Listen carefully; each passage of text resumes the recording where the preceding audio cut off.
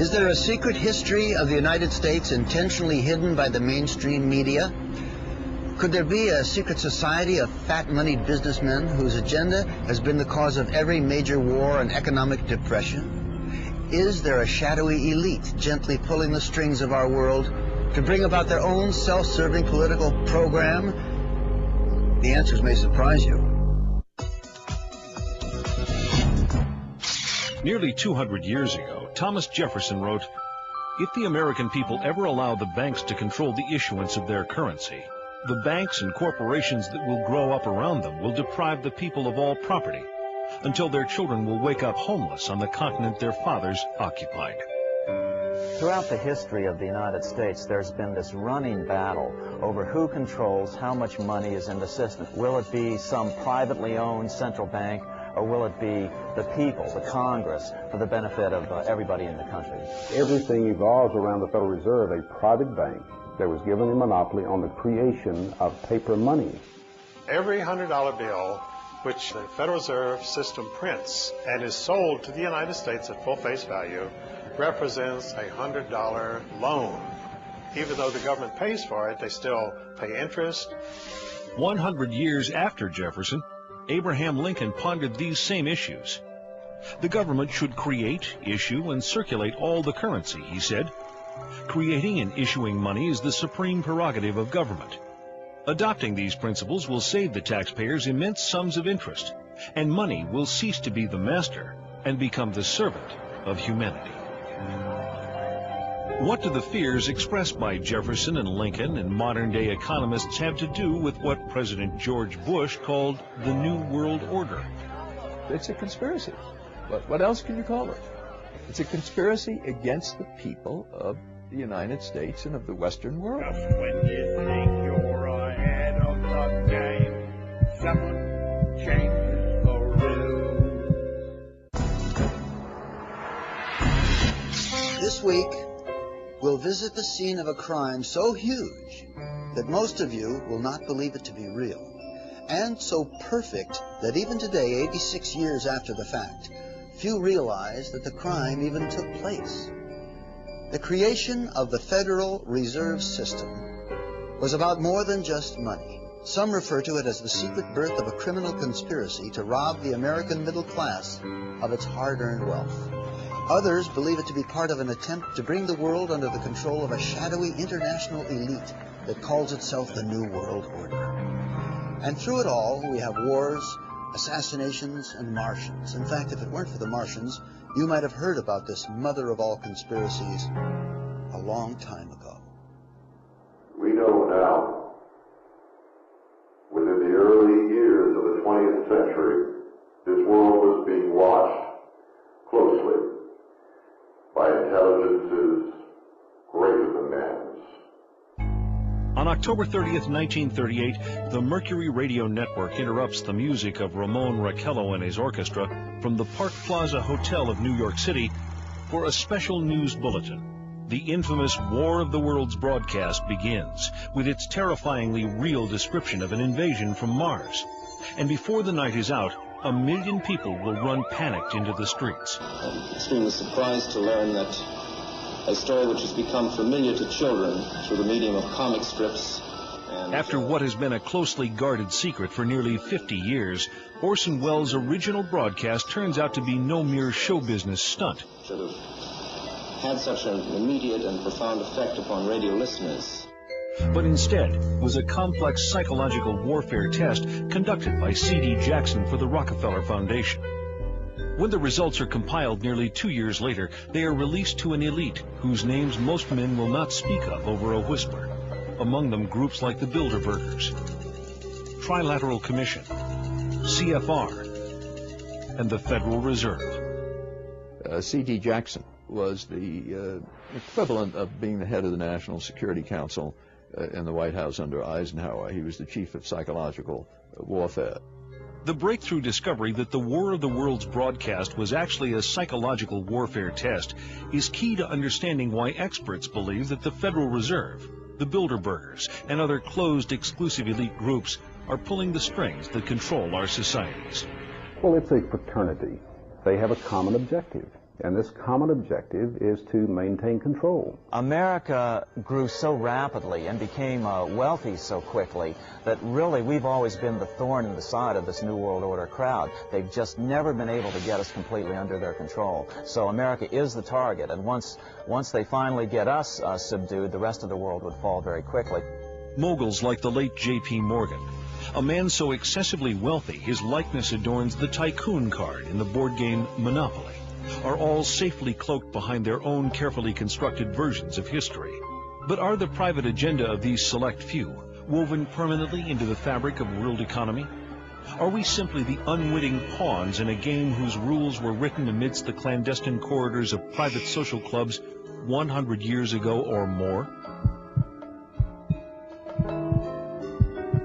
Hundreds of miles south of the banking capital of the world, New York City, just off the coast of Georgia, Jekyll Island provided a winter retreat to the rich and famous. This tiny ocean getaway was formerly owned by the monopoly man himself, international financier J.P. Morgan. Here, in a conclave intended to remain secret forever, 6 international bankers plan what is to become America's most powerful private institution, the Federal Reserve System.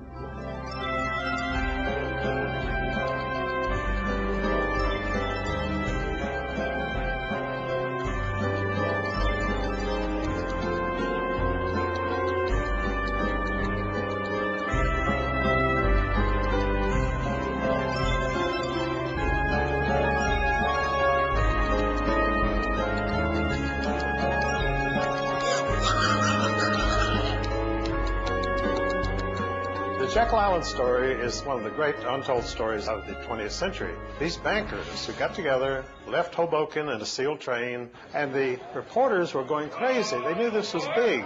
These are 5 of the biggest bankers in the world getting on this sealed train. The reporters wanted to know what the hell was going on.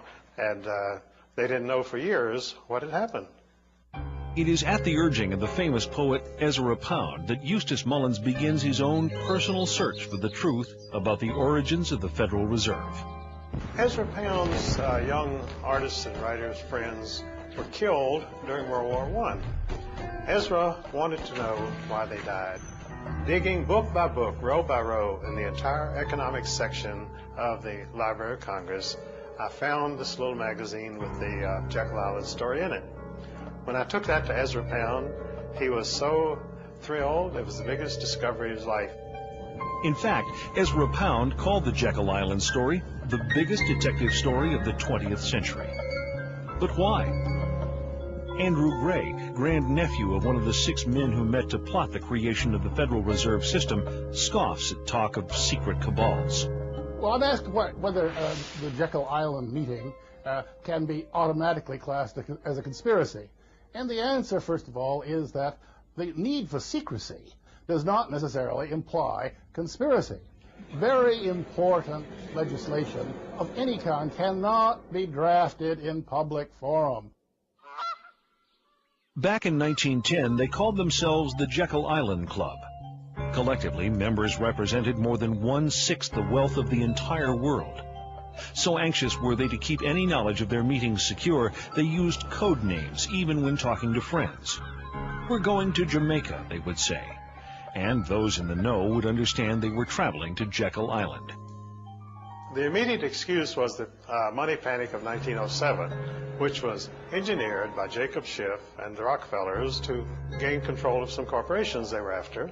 And so then they said, look, we've got another nationwide panic, we've got to have banking reform. The birth of the Federal Reserve System, we know, was at Jekyll Island, Georgia, in a secret meeting that took place that was attended by Senator Aldrich, who was the chairman of the banking committee, and whose son I knew, incidentally, Winthrop Aldrich, when he was chairman of the Chase Bank. The Aldrich Bill, as it was initially called, received such violent opposition from Democrats and reformers like William Jennings Bryan that despite avid lobbying by the monopoly men, the bill quickly went down to defeat. Once the Aldrich Bill flopped, the bankers immediately moved to Plan B. It didn't work from trying to push it through with Republicans, so they tried to push it through with Democrats. We had, in 1912, a very popular president, a Republican named William Howard Taft. The bankers needed Woodrow Wilson to sign this act into law. He did not have much charisma. He had not a chance against William Howard Taft. Teddy Roosevelt.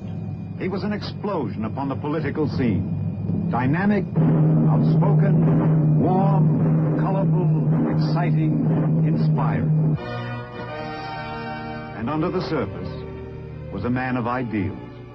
You could say that J.P. Morgan really owned Theodore Roosevelt. You see, his right-hand man, vice president of his bank in New York, George Perkins, lived at the White House. He was the liaison man with the president. And so they drug Theodore Roosevelt out of obscure retirement. Roosevelt formed the Bull Moose Party and split the Republican Party and elected Woodrow Wilson. That's the only way they could do it. Woodrow Wilson, immediately after his inauguration, called a special session of the Congress to do away with the protective tariff, which had been the thing that had built this country.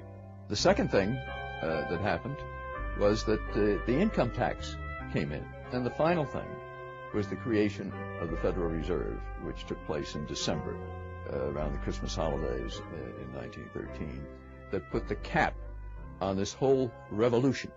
Most of the senators had gone home for the Christmas holidays. We call that in legislative circles having the skids greased. And the skids were greased and they just slid it right on through. Without much fanfare, the president signed it. It became law of the land. One of the major opponents during the Federal Reserve Act battle was Representative Charles Lindbergh from Minnesota, who, interestingly enough, was the father of aviator Lucky Lindbergh, the first guy to cross the Atlantic Ocean solo.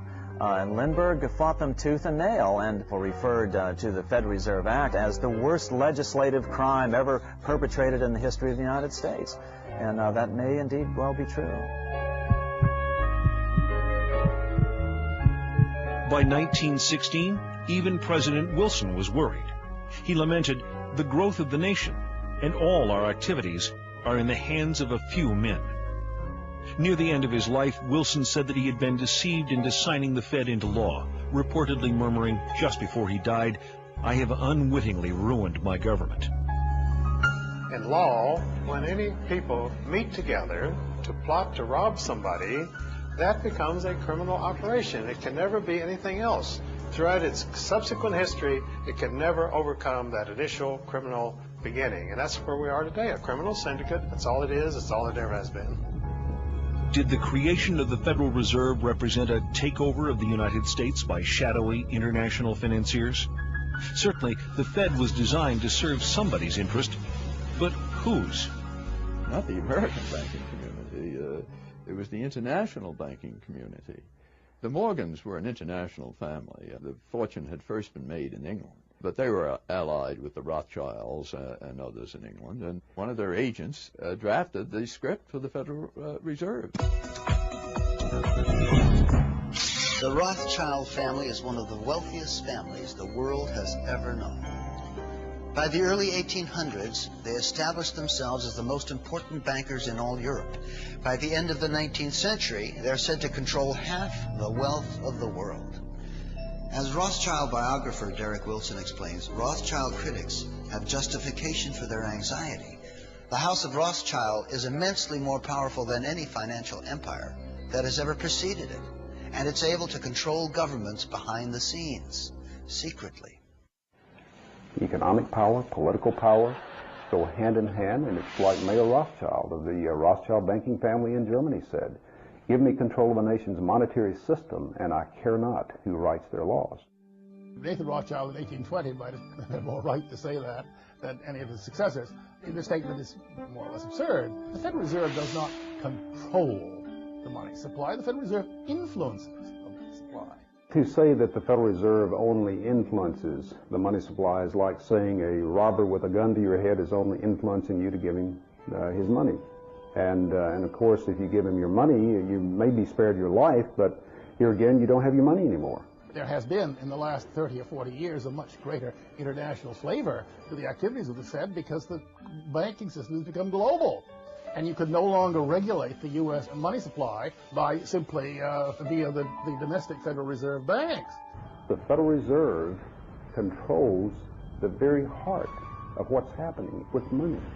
because money answers everything. It's the one thing that everybody wants. And when you give a private institution a monopoly on the creation of this money, you vest total control in that institution.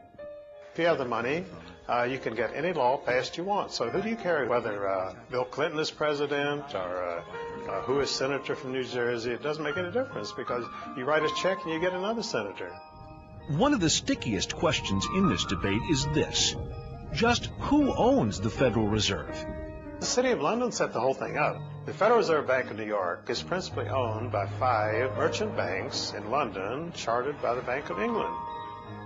Perhaps England, which many have considered a political satellite of the United States in recent years, is really the one pulling the strings of international policy. It's not a matter of who owns the Fed, it's who controls it. The government has given the banks a monopoly, and then you see the Justice Department doing nothing about the bank mergers. A monopoly can only exist with government assistance, and they've given great assistance to the banking monopoly.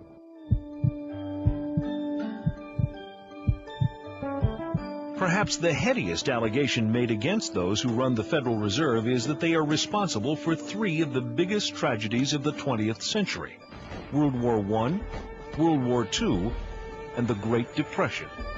Wars are very profitable. In fact, wars are probably the most profitable thing an international banker can be involved in.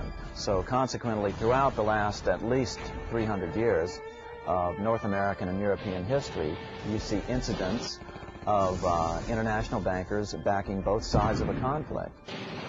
They'd been trying to have a war in Europe since 1885, but the central banks of Europe had already bankrupted all the nations of Europe. They had no money. The only money was here in the United States. In order to get that money, they had to put a central bank over on the American people. It was sold as a way to bring stability to the American economy. Well, what happens just a little over a decade after the passage of the Fed? We see the biggest depression of this century in any case. For the 16 months prior to the crash of '29, the Federal Reserve increased the money supply by 62%. Now, what was happening back then? Much like it's happening today. People were buying and selling, pledging and borrowing, thinking the good times would never end. And then at the time of the crash, they pulled the plug on the money supply, and the people who had pledged their stocks, their bonds, their homes, their cars, everything, they pledged their savings accounts, they lost it all. Selling guns to one adversary while making loans to another is a common way these boys make their profits during war. And when profits begin sagging, people like Jacob Schiff, Max Warburg, and J.P. Morgan knew how to build them up again. Surprise, surprise, it's a documented fact that these fellows financed Trotsky and Lenin with billions in gold and credit to initiate the revolution in Russia. With Russia out of the war and America in, the conflict was extended by at least another 2 years. 2 more glorious years of gun sales and wartime bank loans, upon which to earn interest for many more years to come. There is no question that war is a profit-making business. After World War I, Senator Gerald Nye held very famous hearings here in Washington where he dragged in some of the biggest bankers and industrialists and put them on the spot and just examined profits that were made by some of these major interests. War is a profit-making business. Anybody who says otherwise is a liar or a fool. They were able to manipulate us into World War I, and as a matter of fact, the war stretched out for at least another 2 years beyond what it would have gone. Just when you think you're ahead of the game, someone changes the rules. They did this knowing, with malice aforethought, to strengthen their own profits and to build their own institutions, their own banking institutions. Many people believe that virtually all of the wars of this century have been caused for reasons to benefit small financial groups, those that move in the sphere of influence of the Bilderberg and Trilateral Commission. For an example, the war in the Balkans right now. Who's been providing Milosevic with arms and weapons? The Soviets have. Who has been financing the Soviet Union, their military industrial complex? The United States has. European bankers have. So the bankers have been financing both sides of every major conflict. Conflict brings progress, but controlled conflict brings controlled progress. Every major war, every major conflict, arms sales, loaning money to governments. You get their people to pay you interest back into the coffers of the bank, money that you created out of nothing. Nobel Prize Milton Friedman claimed that the Federal Reserve caused the Great Depression by deliberately reducing the amount of money in circulation. Depositors all over the country were frightened about the safety of their funds and rushed to withdraw them. There were runs, there were failures of banks by the droves, and all the time the Federal Reserve System stood idly by when it had the power and the duty and the responsibility to provide the cash that would have enabled the banks to meet the insistent demands of their depositors without closing their doors. Congressman Louis McFadden, chairman of the House Banking Committee during the crash, agreed, saying, "The Great Depression was a carefully contrived occurrence by international bankers seeking to bring about a condition of despair so that they might emerge as the rulers of us all." There was a memo circulated in advance of the stock market collapse. All the big guys, or the insiders, let's say, got out of the stock market during that 4-year period. They all got out. They were cash heavy when the market crashed. They were able to buy up major corporations for pennies on the dollar. Franklin Roosevelt's own son-in-law called the Depression the deliberate shearing of the public by the world money power, triggered by the planned sudden shortage of call money in the New York markets. Insider Joseph Kennedy's wealth grew from $4 million in 1929 to over $100 million 4 years later. Then, as now, America's press failed to tell us what was happening. These scenes of unrest in America have never been seen before. Cameramen would shoot them, but newsreels wouldn't play them. Controlling the news started early in America. Of course, the lighter side of the news continued to get lots of play. And they're off. Around the first bend in Toronto, William Bagby. Second, and hop, skip, and a jump. Now coming around the turn is Fox Feather. Hop, skip, and a jump is second. Fortunately, populists from President Andrew Jackson to William Jennings Bryan to Father Charles Coughlin were courageous enough to speak the truth. May I remind our President with all due respect that not one of these soldiers cast a ballot on that fateful Good Friday night in the spring of 1917 to force a peace-loving nation like ours to take up arms for the profiteers and the exploiters of mankind. And during the Depression, no one was more dangerous to the banking interests than Huey Long. We've tried the Republican Party, we've tried the Democratic Party, then we've gone back and tried the Republican Party, and now we're back trying the Democratic Party. And unfortunately, whenever we get into power with either one of these parties, we find that the one crying need of our people, the redistribution of wealth, so that none would be too poor and none would be too rich, is always neglected by the party that is in power. How many men ever went to a barbecue and would let one man take off the table what's intended for 9/10 of the people to eat? The only way you'll ever be able to feed the balance of the people is to make that man come back and bring back some of that grub he ain't got no business with. But assassination as a tool of political policy was nothing new to this crowd.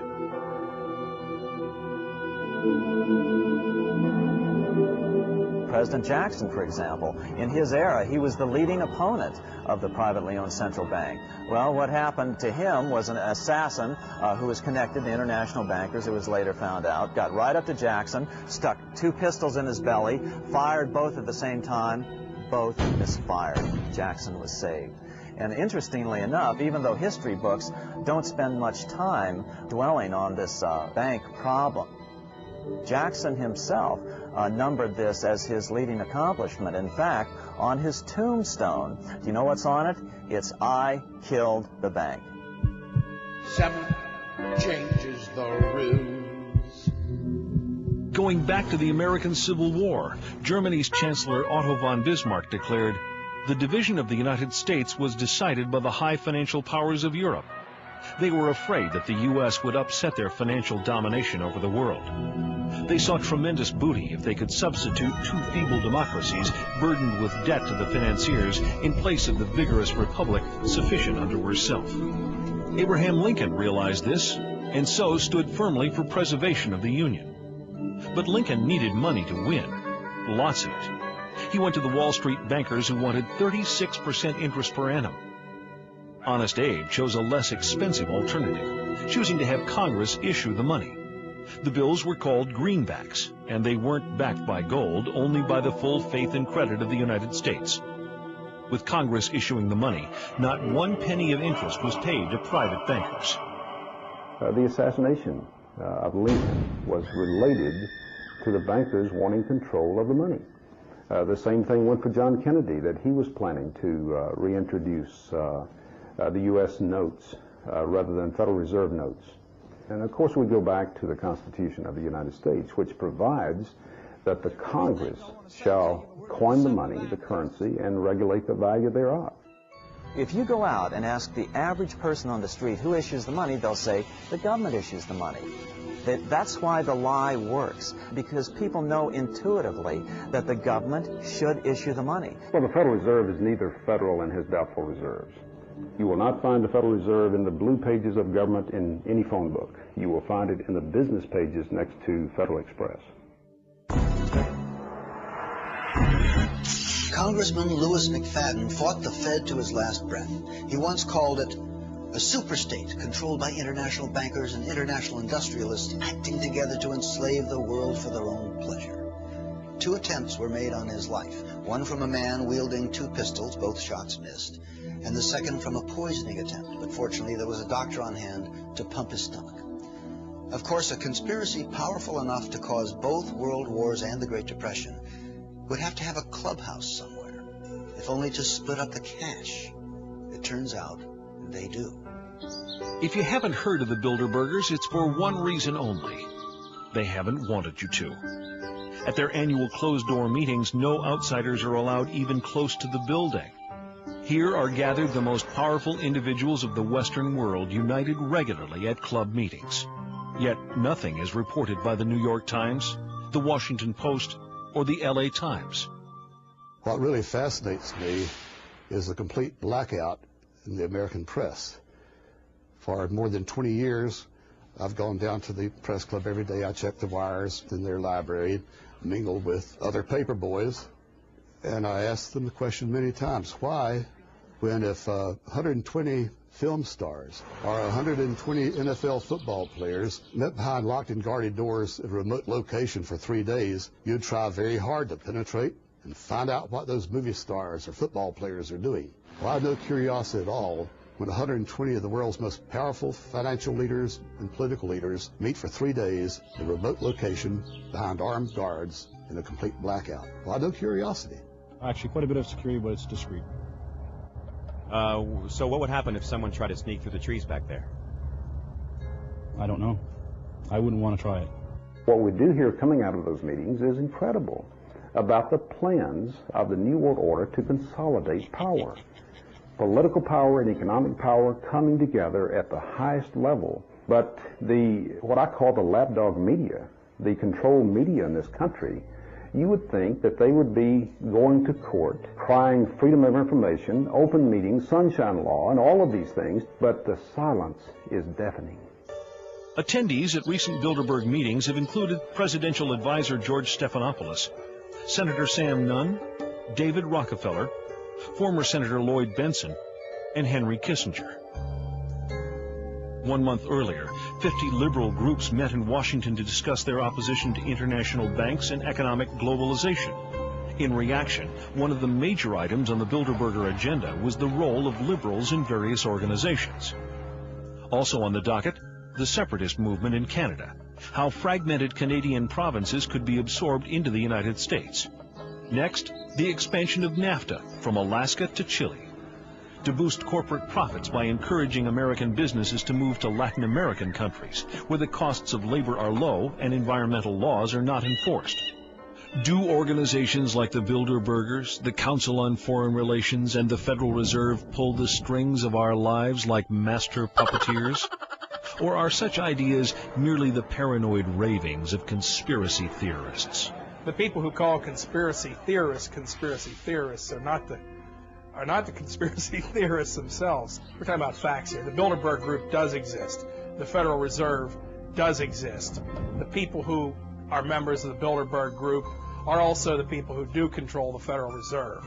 These are all facts. David Rockefeller himself thanked the media for keeping this all hushed up. If it wouldn't have been for you, then we wouldn't have been able to pursue our interests towards internationalism. They're conspiring to eliminate the United States as we know it through something as simple as the elimination of our national identity. Why is it the major media would deny this? Let's look at the ownership of the major media. Let's look at the roster of, say, the Bilderberg meeting. Katharine Graham owns the Washington Post. Katharine Graham has been to the Bilderbergers. Conrad Black, one of the largest media barons in Canada and Europe, has not only been to these meetings, but he has hosted the meeting just a few years ago. Every year they meet in secret, and there is an absolute news blackout. There is never anything reported in any of those papers. In this country, the press is seen as the fourth estate. You know, you've got the judiciary branch, the legislative branch of government, the executive branch of government. Then you're supposed to have the press keeping an eye on these three. If leaders from these three are working with other leaders around the world to determine economic policy, wars, human rights, etc., then yes, the press has a responsibility to get in there and to inform people. But just 2 years ago, I think 1997, the First Lady attended the meeting in Georgia. A few papers in Georgia picked it up, but this is the First Lady at a meeting with people who really arguably want to rule the world. Now, that should have been front page news.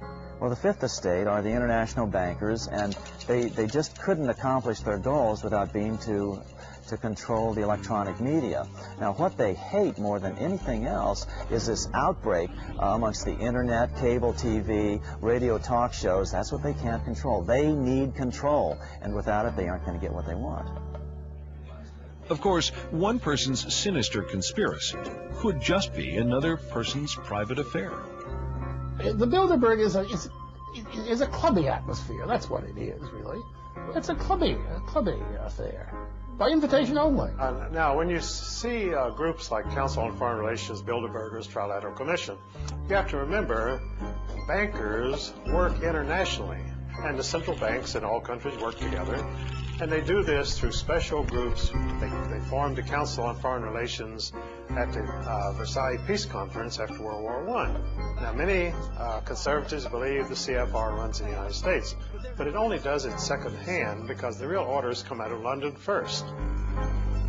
Decisions arrived at in secret Bilderberger meetings apparently do affect our lives as much, if not more, than the policies adopted through Democrat-Republican squabbling. When no other newspaper bothered, the tiny Washington publication, The Spotlight, single-handedly invaded the shroud obscuring these secret gatherings. Well, by penetrating the secrecy of Bilderberg, we were able to do an advanced story on the end of the Cold War, the downfall of Maggie Thatcher, and the advanced story on the Persian Gulf War. Then President George Bush's reversal from his read my lips, no new taxes pledge. The financial entities that dominate the Federal Reserve, the Bilderberg Group, are largely centered around the Rockefeller family and the Rothschild family. Names such as Chase Manhattan, Citibank, all these groups that move in the Rockefeller sphere of influence and the Rothschild sphere of influence are the glue that hold the Bilderberg elite together. Most troubling of all is evidence that the attendees of these secret meetings may even choose our presidents. In December of 1974, there was a major headline on the editorial page of the Atlanta Constitution that said Jimmy Carter is running for what? And what was it not said? I'm running for president. Jimmy Carter had been a one-term governor of Georgia, hardly known to the American people. He, however, had an entree into the international elite through his membership in David Rockefeller's Trilateral Commission. no one had ever heard of Jimmy Carter. I think that's fair to say. Yet, within the next several years, as he announced his presidential campaign, started moving towards a Democratic presidential nomination, he started getting a lot of favorable media coverage, particularly from media connected to the Rockefeller sphere of influence.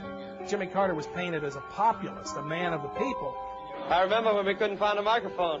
When in fact, he was moving in the highest circles of the international elite. When we discovered that the obscure governor of Arkansas, Bill Clinton, had attended his first Bilderberg meeting in Baden-Baden, Germany in 1991, we were able to anticipate a political future for the young man. When I discovered in 1991 that Bill Clinton had attended the Bilderberg meeting, I was able to predict that he would be the candidate for the presidency of the Democratic Party. I didn't think he'd be elected president, incidentally. And so they picked him. The Bilderbergers actually picked him to be the president. I will, to the best of my ability, Preserve, protect, and defend the Constitution of the United States. preserve, protect, and defend the Constitution of the United States. So help me God. So help me God. Bill Clinton, like Jimmy Carter, is a product of the Rockefeller empire. Bill Clinton has a few up on Jimmy Carter, though. Not only was Clinton a member of the Trilateral Commission, but he was also invited to become a member of the Council on Foreign Relations.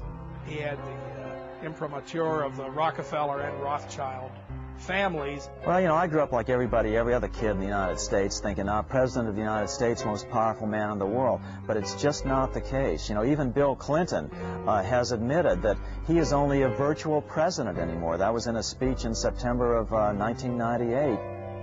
Just when you think the economy's stable, just when you think you're made in the shade, someone changes the rules. Is there a conspiracy?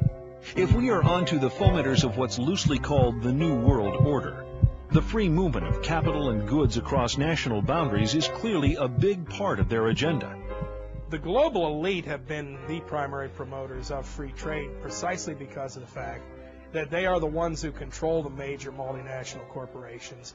They are the ones who want to build televisions in Mexico and in impoverished third world countries and pay these people sub-minimum wages, slave wages, and then export them at gigantic profits back to the United States. But we're told by the major media in this country, which is tied in again with these international elites, that, oh, well, this is a temporary thing. It really is good for America. But it's not good for America. Look at anybody who's lost their job. Look at how their family suffers. That's the Bilderberg group at work. That's the Trilateral Commission. That's the Federal Reserve. All these elite groups that they're benefiting, but the average American isn't. These families have been mostly in the banking business for at least 500 years, most of them. They were in the slave trade. They were in the opium trade, because these people are not interested in 5% a year return. They want 1,000% a year return. And to get into those things, you need to get into gold, slaves, drugs. That's where the big money is. Fiat currency is what we have. Fiat, meaning no thing, nothing, having no value. In other words, it's backed by the faith and credit of the person who is creating the money. If you have a private bank out here that is creating this money, then your faith is in their ability to keep the value of this currency to where everybody accepts it. We have to understand that people, not governments, not central banks, nor nation states, but people ultimately determine what money is and what money is not. It's been that way for over 5,000 years. This brings us back to our initial question. Are we citizens of a great democracy, or is something more convoluted and sinister at work? Is there anything wrong with the best and the brightest controlling our country, or potentially in the near future the entire world? Are international financiers in control of our lives? Are they masters of the universe? What's wrong with an elite ordering world events? There's a lot of things wrong with that. The American people, at least, have always been told that they control their own destiny through their elected representatives, but when you find their elected representatives behind closed doors, surrounded by armed guards who will not let the general public in, and they're making decisions that affect the future of the American people and the people of the world, then there are legitimate questions as to why this elite should be able to dictate things. The whole point of one world government is to eliminate the concept of nationalism. Now, why is eliminating nationalism bad if it would eliminate war? Well, the reason is, if old British Lord Acton's axiom, that is, absolute power tends to corrupt absolutely. If you could print $1 billion tomorrow, well, you could be a master of the universe. But you can't, because they have the monopoly. As long as they can print the money, as long as they can buy the New York Times, the Washington Post, congressmen, senators, presidents, then you can't compete against them. What have you got to offer? If you have relatively few people governing your government, you don't have a democratic government, do you? You've got a secret cabal here who is governing the United States. And not just the United States, but the governments of England and France, Germany, all the European countries, less influence in Japan, but quite a bit there too. So it's a conspiracy against the people of the United States and of the Western world. What would you call it? Are the Rockefellers and the Rothschilds and the people in their sphere of influence the masters of the universe? Let's put it this way, they want to be the masters of the universe, but there are a lot of people who don't want them to be. They create money out of nothing. What a scam. They have so much money, they don't care about money. All they care about is power. All they care about is being able to control the political situation so it goes their way. But they still have not been able to succeed in America because of the wealth and the independence and the patriotic spirit of the American middle class. That's the only thing that's holding this world from a situation of total despotism. See, if I serve you a black cup of coffee and it's 95% coffee but 5% arsenic, it's mostly coffee, but it's going to kill you in the end. What we've been doing is we've been getting a truth-error mixture of events going on around the world. Enough truth to make it seem plausible, but enough error to get you off course. A lot of it has to do with our educational systems, where we've been dumbing our kids down. And when you dumb them down, it's the cruelest form of censorship, because most of this current generation can't even read the books that these guys would be scared of. It's only fitting that we end with a quote from the man who started it all, Woodrow Wilson, a dreamer who tried to change the world for the better, but who in his final years ended up regretting many of the important accomplishments attributed to his presidency. We are controlled by a small group of dominant men, he said, of the worst ruled and most completely controlled governments in the civilized world.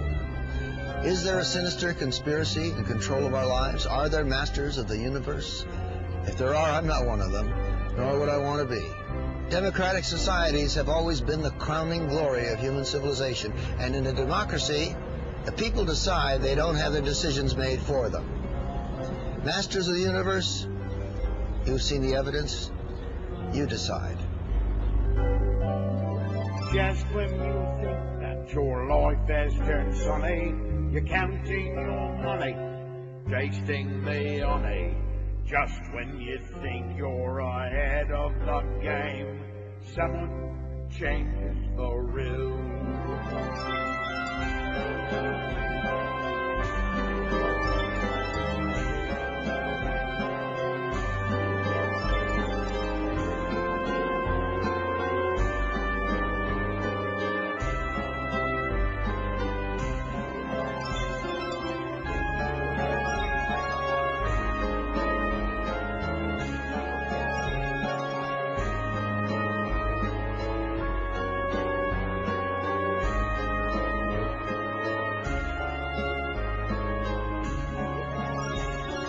Just when you think the economy's stable, the interest is low, inflation is slow. Just when you think you're made in the shade, someone changes the rules.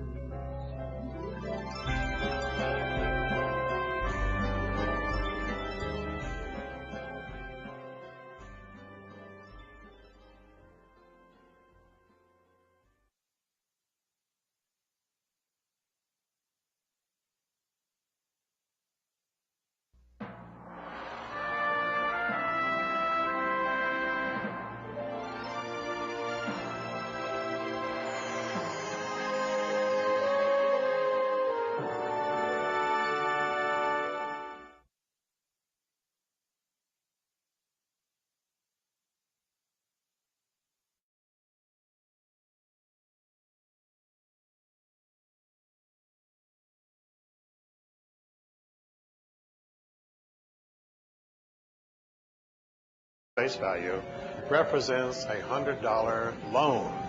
Even though the government pays for it, they still pay interest. 100 years after Jefferson, Abraham Lincoln pondered these same issues. The government should create, issue, and circulate all the currency, he said. Creating and issuing money is the supreme prerogative of government. Adopting these principles will save the taxpayers immense sums of interest, and money will cease to be the master and become the servant of humanity. What do the fears expressed by Jefferson and Lincoln and modern-day economists have to do with what President George Bush called the New World Order? It's a conspiracy. What else can you call it?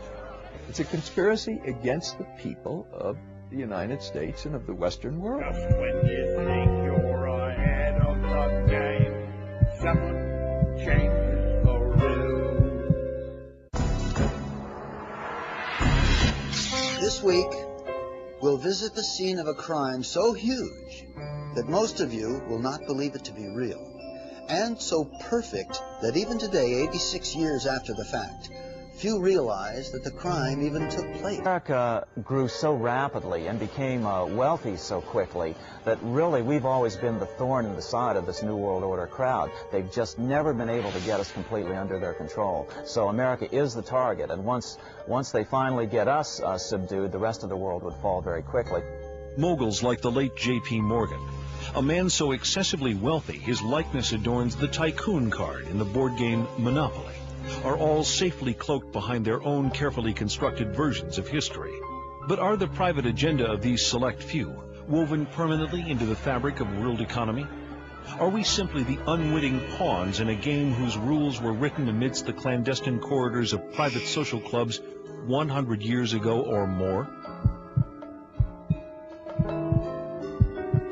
Hundreds of miles south of the banking capital of the world, New York City, just off the coast of Georgia, Jekyll Island provided a winter retreat to the rich and famous. This tiny ocean getaway was formerly owned by the monopoly man himself, international financier J.P. Morgan. Here, in a conclave intended to remain secret forever, 6 international bankers. Is there a secret history of the United States intentionally hidden by the mainstream media? Could there be a secret society of fat-moneyed businessmen whose agenda has been the cause of every major war and economic depression? Is there a shadowy elite gently pulling the strings of our world to bring about their own self-serving political program? The answers may surprise you. Nearly 200 years ago, Thomas Jefferson wrote, "If the American people ever allow the banks to control the issuance of their currency, the banks and corporations that will grow up around them will deprive the people of all property until their children will wake up homeless on the continent their fathers occupied." Throughout the history of the United States, there's been this running battle over who controls how much money is in the system. Will it be some privately owned central bank, or will it be the people, the Congress, for the benefit of everybody in the country? Everything evolves around the Federal Reserve, a private bank that was given a monopoly on the creation of paper money. Every $100 bill which the Federal Reserve System prints and is sold to the United States at full a story which has become familiar to children through the medium of comic strips. After what has been a closely guarded secret for nearly 50 years, Orson Welles' original broadcast turns out to be no mere show business stunt. Should have had such an immediate and profound effect upon radio listeners. But instead was a complex psychological warfare test conducted by C.D. Jackson for the Rockefeller Foundation. When the results are compiled nearly 2 years later, they are released to an elite whose names most men will not speak of over a whisper. Among them groups like the Bilderbergers, Trilateral Commission, CFR, and the Federal Reserve. C.D. Jackson was the equivalent of being the head of the National Security Council in the White House under Eisenhower. He was the chief of psychological warfare. The breakthrough discovery that the War of the Worlds broadcast was actually a psychological warfare test is key to understanding why experts believe that the Federal Reserve, the Bilderbergers, and other closed exclusive elite groups are pulling the strings that control our societies. Well, it's a fraternity. They have a common objective, And this common objective is to maintain control. The creation of the Federal Reserve System was about more than just money. Some refer to it as the secret birth of a criminal conspiracy to rob the American middle class of its hard-earned wealth. Others believe it to be part of an attempt to bring the world under the control of a shadowy international elite that calls itself the New World Order. And through it all, we have wars, assassinations, and Martians. In fact, if it weren't for the Martians, you might have heard about this mother of all conspiracies a long time ago. We know now, within the early years of the 20th century, this world was being watched closely by intelligences greater than man's. On October 30th, 1938, the Mercury Radio Network interrupts the music of Ramon Raquello and his orchestra from the Park Plaza Hotel of New York City for a special news bulletin. The infamous War of the Worlds broadcast begins with its terrifyingly real description of an invasion from Mars. And before the night is out, 1 million people will run panicked into the streets. I'm extremely surprised to learn that